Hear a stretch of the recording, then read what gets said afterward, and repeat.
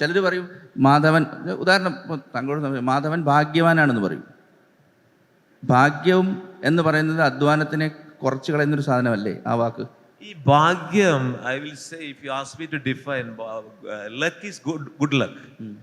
Good luck, if you again define, it is preparedness and opportunity and hard work.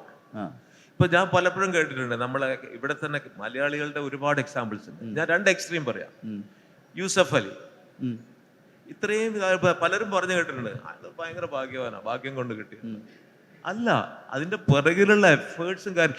എത്ര മലയാളികൾ ഗൾഫിലേക്ക് പോയി വിടുന്നത്, അതില് ഒരു യൂസഫ് അലി അല്ലെങ്കിൽ അരഡസൻ സക്സസ്ഫുൾ ബിസിനസ്മാനേ ഉള്ളൂ ആ ലെവലിലെത്തിയത്. അതിന്റെ പിറകിൽ ഒരുപാട് എഫേർട്സ് ഉണ്ട്. പിന്നെ അതിന്റെ കൂടെ ദൈവാധീനോ അതൊക്കെ ഉണ്ടാവും. ഈ hard work plus opportunity. Yusuf Ali നാട്ടികയിൽ തന്നെ ഇരുന്നിട്ടെങ്കിൽ, I think is from Nattika ആയിരുന്നെങ്കിൽ ഈ യൂസഫ് അലി ആവില്ലായിരുന്നു. Mix of things, risk bearing capacity, അതിനുള്ള ശ്രമം.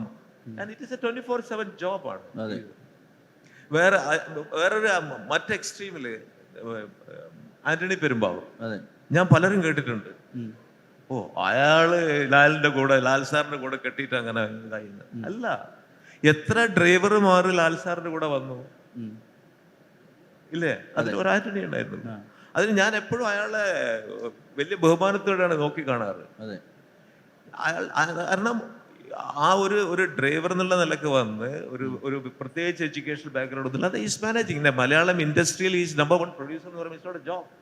Very complicated industry and is doing, is okay.